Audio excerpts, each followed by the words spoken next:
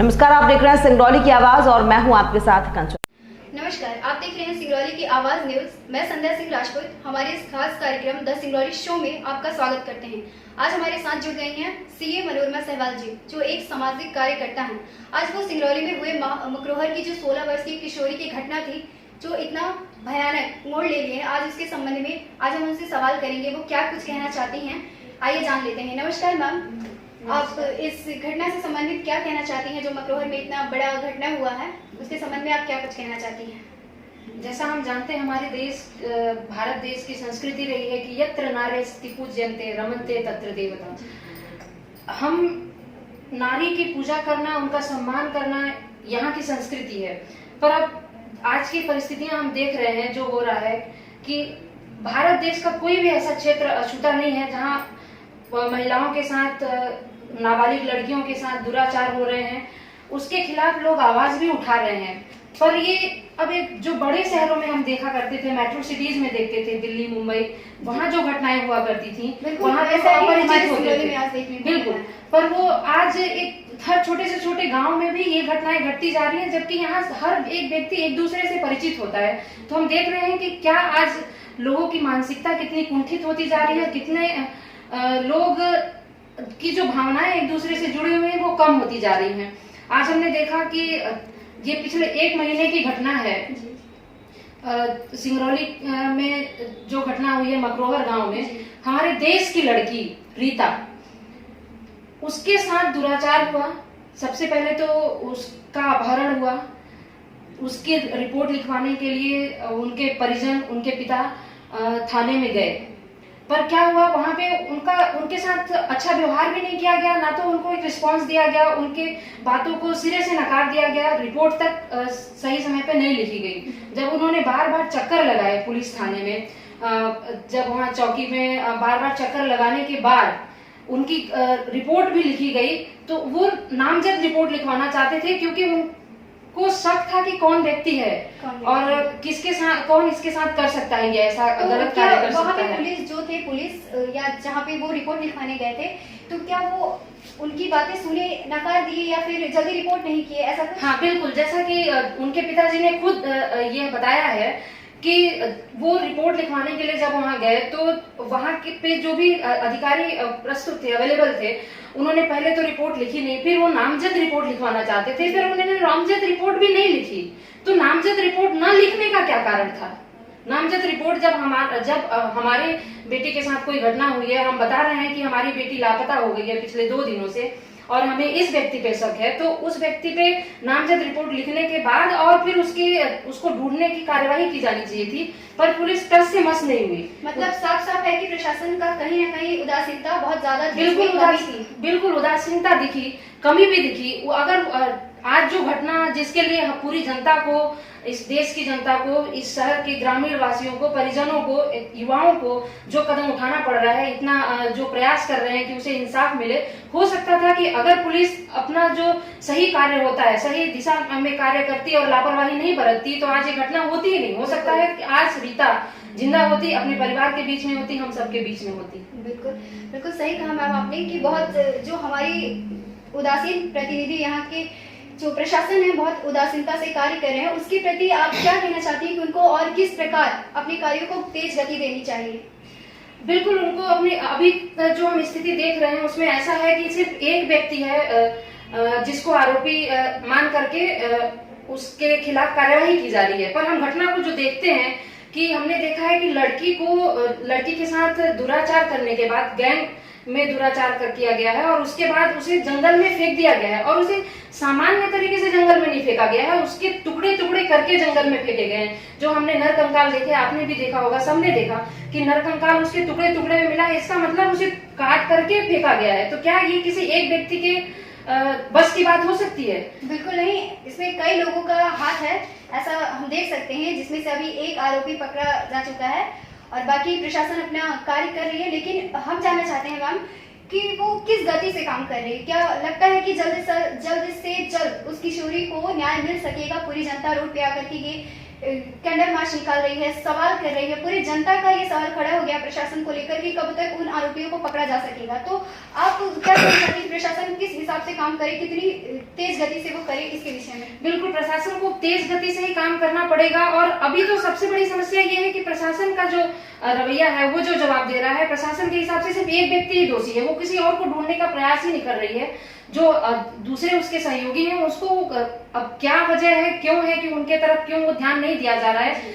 क्योंकि अगर जब ये एक सामान्य व्यक्ति, मैं और आप देख करके बता सकते हैं कि ये गैंग का काम हो सकता है, तो सिर्फ एक व्यक्ति पे ही दोषारोपण करके, सिर्फ एक व्यक्ति पे ऊपर टारगेट करके ही क्यों कार्य किया जा रहा है, बाकी लोगों को क्यों बचाया जा रहा है? ये एक बहुत ही विचार करने वाली बात है। और हम सब जो पूरे यहाँ के लोग हैं, ग्रामीण हैं, सिंगरौली के जितने भी लोग हैं, जो भी आवाज उठा रहे हैं, जो ये मांग कर रहे हैं कि भाई रीता को इंसाफ मिलना चाहिए, वो सब भी यही बोल रहे हैं कि आप एक व्यक्ति को सिर्फ टारगेट करके, उसे बलि का बकरा बना करके, सिर्फ उसे सजा दिला करके बाकी सबको छोड़ देना चाहते हैं। तो जब ये बाकी लोग सब अगर छूट जाएंगे तो क्या आगे ऐसी घटनाएं नहीं होंगी?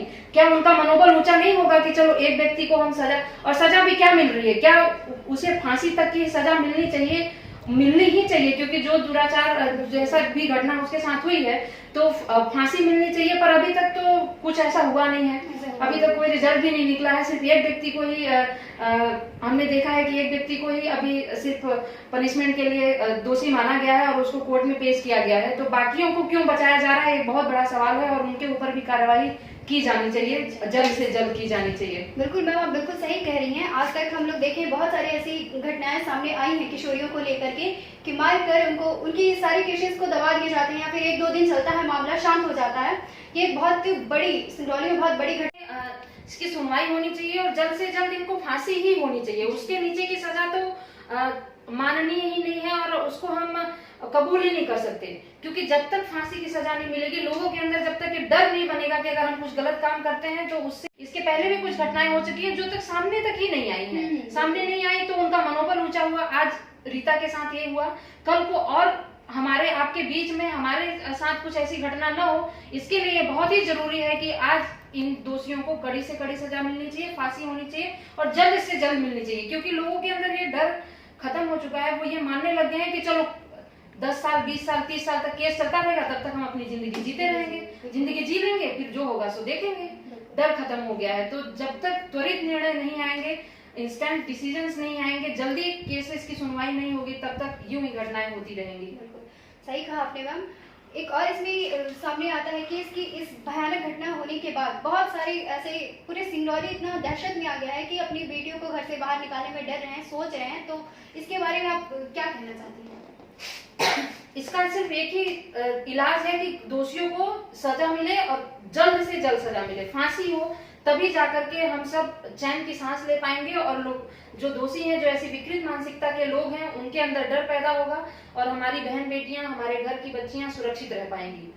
और एक और चीज है कि हमें क्यों ऐसा करना पड़ रहा है कि देश, जो अपने यहाँ के जो लोग हैं, आम नागरिक है, उसको सड़कों पे उतरना पड़ रहा है। हम देख रहे हैं कि पिछले 10 दिनों से लगातार इसके ऊपर जनता का आक्रोश दिख रहा है। लोग कैंडल मार्च निकाल रहे हैं, धरना प्रदर्शन कर रहे हैं, जबकि ये कोविड का ये ऐसा सिचुएशन है, लोग डरते हैं घर से बाहर निकलने के लिए। सरकार की हिदायतें भी दी जा रही हैं कि आप घर से बाहर नहीं निकलिए, नहीं तो आपको बीमारी हो सकती है, कोरोना फैल सकता है। उसके बावजूद लोग अपने स्वास्थ्य की चिंता किए बगैर, अगर वो अपनी सिंगरौली की बेटी के लिए वो घर से बाहर निकल रहे हैं, लोग धरना प्रदर्शन कर रहे हैं, कैंडल मार्च निकाल रहे हैं, तो हम ये समझ सकते हैं कि जनता कितनी आक्रोशित है और वो इंसाफ ही चाहती है और इंसाफ सिर्फ और सिर्फ फांसी से ही मिल सकता है। बिल्कुल मैम, मैं ये, आप एक समाज सेविका भी हैं, तो मैं उसके हिसाब से आपसे ये कहना चाहूंगी मैम कि आप इस अपने स्तर से और क्या कुछ करना चाहती हैं ताकि इस बच्ची को न्याय मिल सके।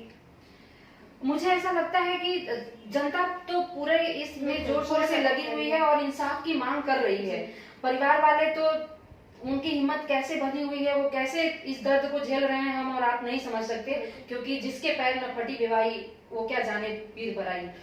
तो वो तो इस दर्द को भुगत रहे हैं। पर बस इतना सब मैं ये कहना चाहूंगी कि जितनी हमारी आवाज होती है, हम जिसको चुन करके कहीं एक अच्छे स्थिति पे, राजनीतिक स्थिति पे, पोजीशन पे हमने उनको बिठाया हुआ है, हम सब देख रहे हैं कि अब इतने दिन इस घटना को हो गया, इतने निर्मम हत्या हुई, उसकी इतना गलत कार्य हुआ, उसके बाद भी यहाँ के जनप्रतिनिधि खुलकर के सामने नहीं आ रहे हैं, वो अपनी चुप्पी नहीं तोड़ रहे हैं। क्या इसके पीछे रीजन है वो तो हम नहीं जानते हैं, पर उन्हें खुल के सामने आना चाहिए, क्योंकि अगर हम 100 लोग मिल करके आवाज उठाएंगे उससे कहीं ज्यादा, कई गुना असर होगा अगर एक जनप्रतिनिधि, जिसको हम सब ने, लाखों लोगों ने चुन करके एक अच्छे स्थान पे पहुंचाया है, अगर अपना नेता चुना है, तो उसे अगर खुल करके वो सामने आता है और अगर अपनी मेहनत लगाता है, अपना जोर देता है कि इसमें इंसाफ मिलना चाहिए, तो और भी जल्द हम इंसाफ इस केस में पा सकते हैं। बिल्कुल बिल्कुल।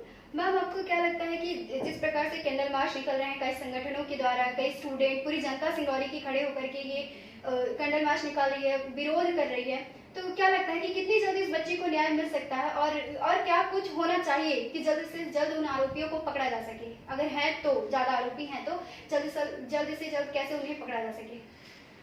जल्द से जल्द पकड़ने के लिए बस प्रशासन को ही मजबूत होना पड़ेगा और स्ट्रिक्ट निर्णय लेने पड़ेंगे।